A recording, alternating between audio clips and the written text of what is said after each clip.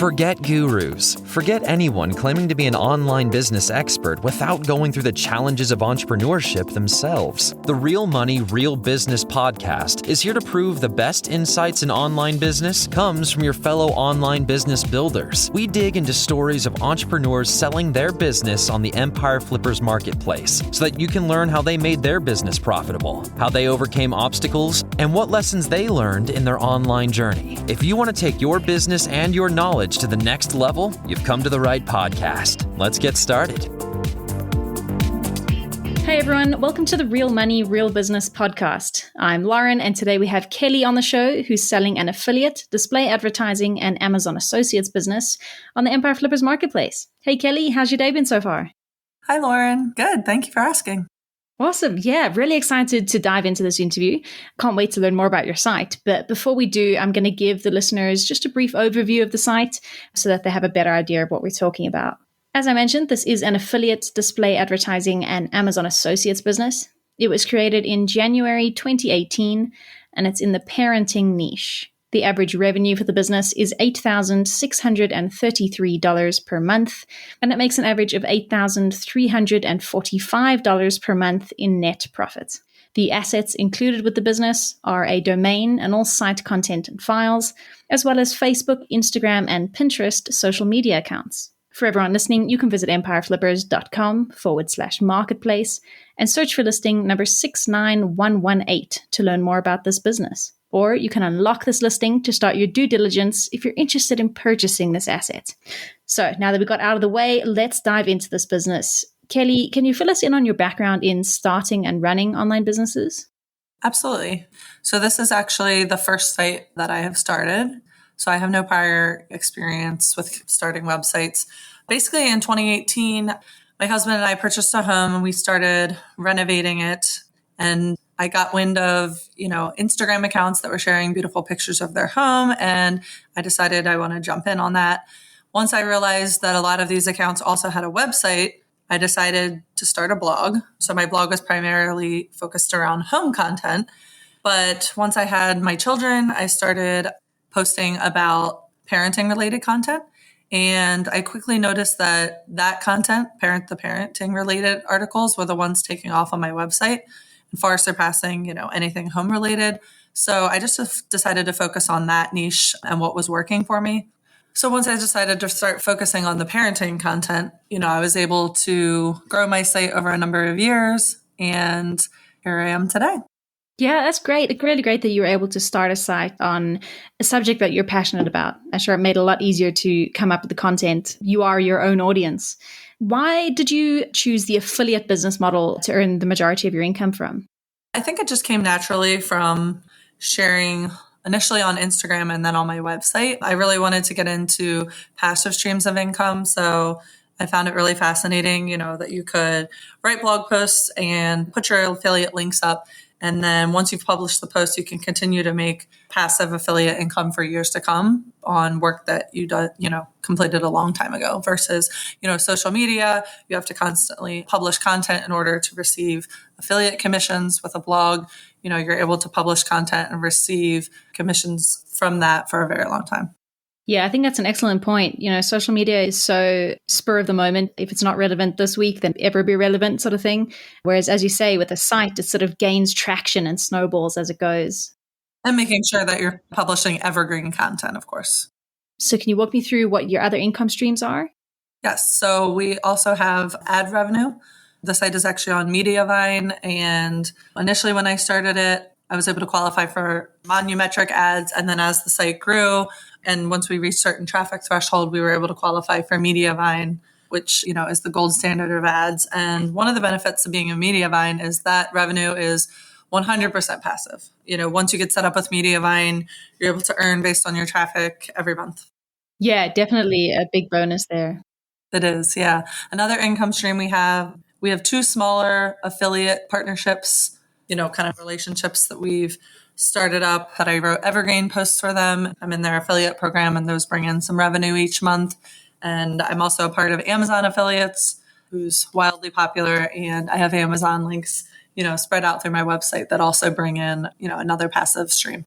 Yeah, it's great that you were able to diversify. I think it also adds an extra layer of protection to the business as well.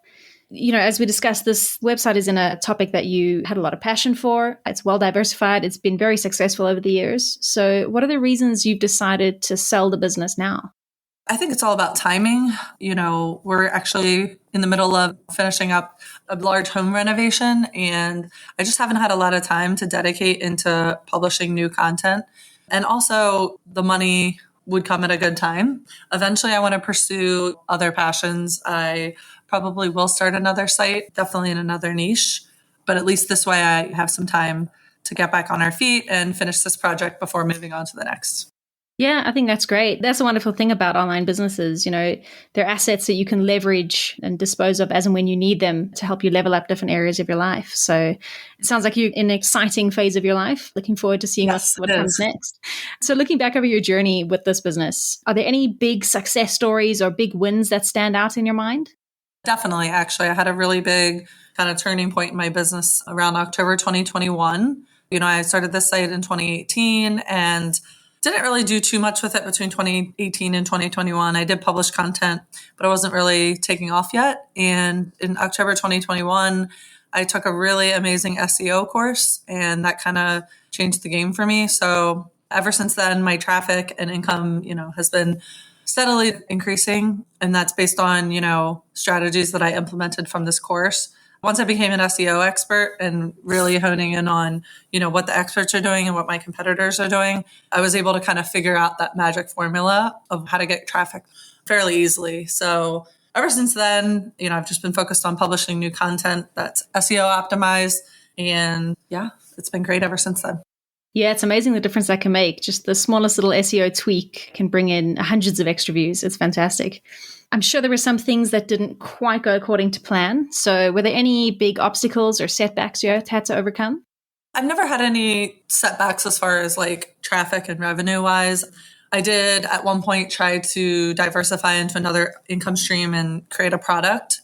And that product didn't really take off. It wasn't that successful for me. So I would say that was one of the setbacks, I guess, was having something else work out, and it didn't quite work out. I definitely could keep trying though. Yeah, absolutely. It's never too late. So given that you took an SEO course, I'm presuming the majority of your traffic comes from SEO?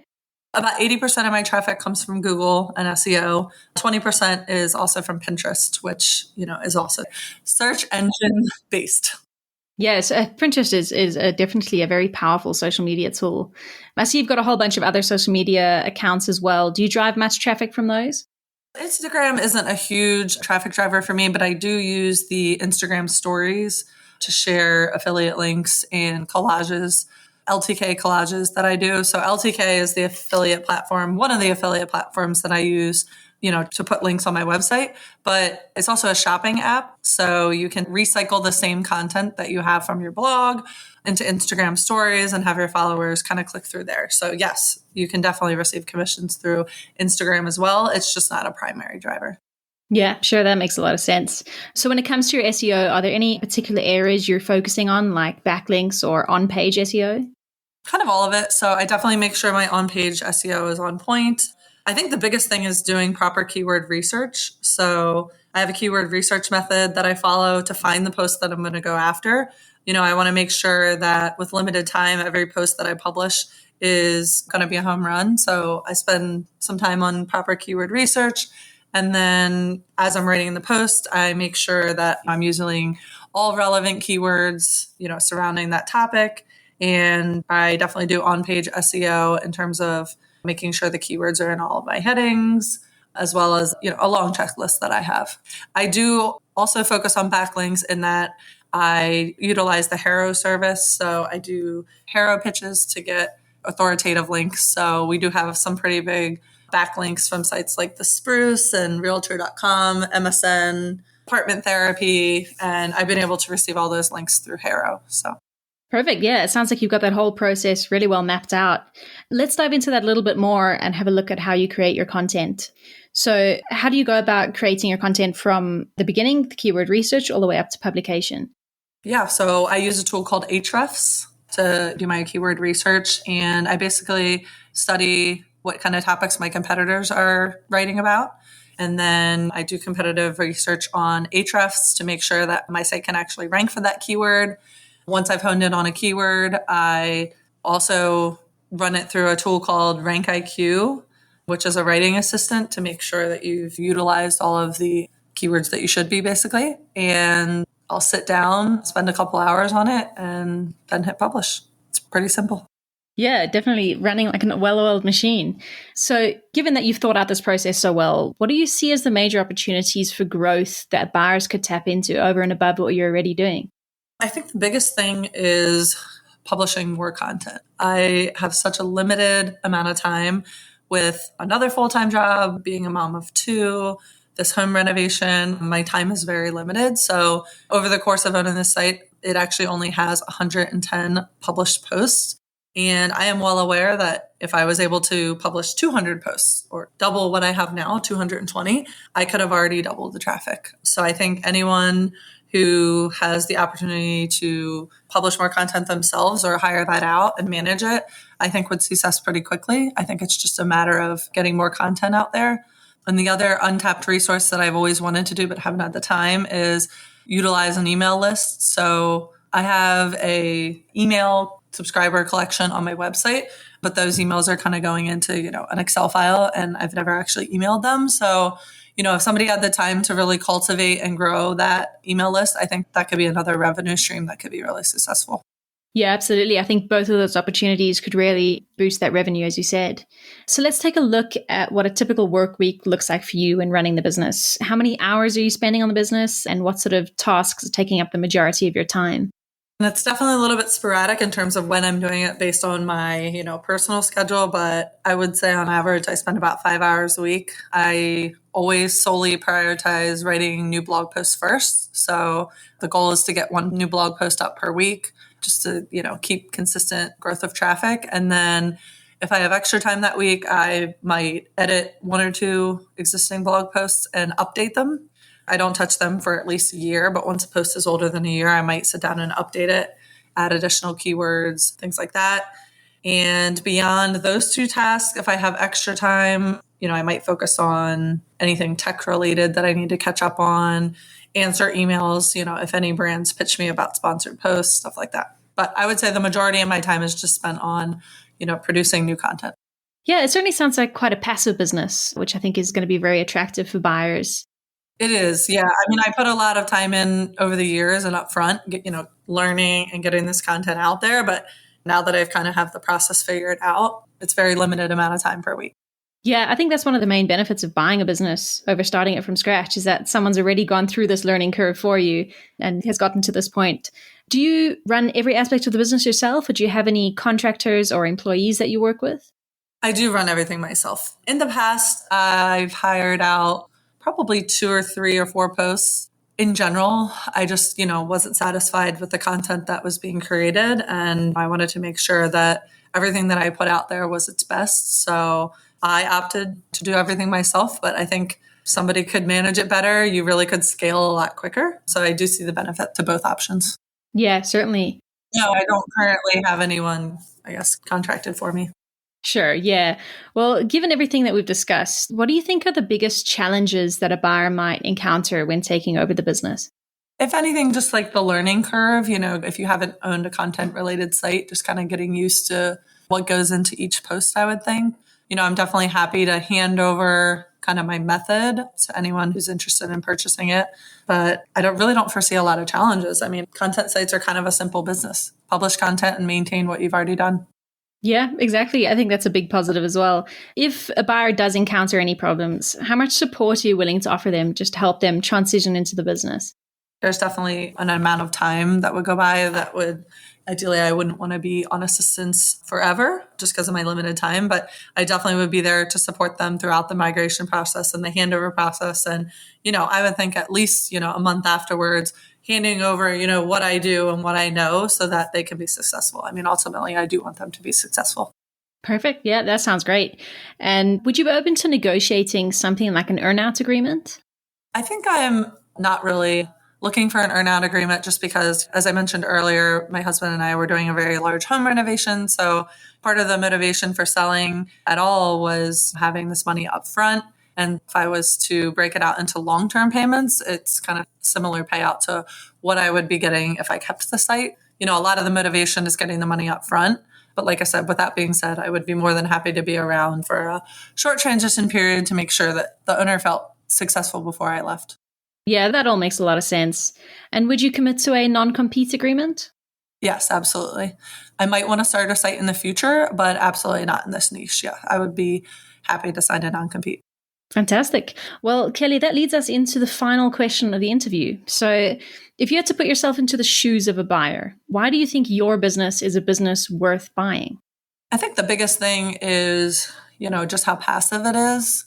I've seen some of the other listings on the marketplace, and, a lot of them are more services based or, e-commerce based. And I think that the simplicity of a content site and how little or much you can work on it is a really big plus. If someone has a lot more time than me to dedicate this, the sky's the limit for the growth.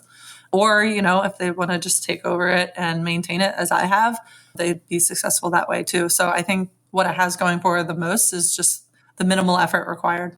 Yeah, absolutely. It sounds like you've created a really solid foundation for the business that buyers can come in and just take the business to greater heights or maintain, as you said. Are there any other details about your business that you'd like to share with our listeners that I might have missed? I don't think so. No, I feel like we've covered it all pretty thoroughly. Perfect. Well, thank you so much, Kelly, for coming onto the show and giving us a bit more insight into you and your business. It's been an absolute pleasure talking to you. Thank you so much, Lauren. I appreciate it. All right, everyone. Thanks for listening. To learn more and see if this listing has already been sold, head over to empireflippers.com/marketplace and search for listing number 69118. If you're watching this on YouTube, click the link in the description to go straight to the listing. Once you've unlocked this listing, you'll be given everything you need to know about this business. So until next time, enjoy your digital journey.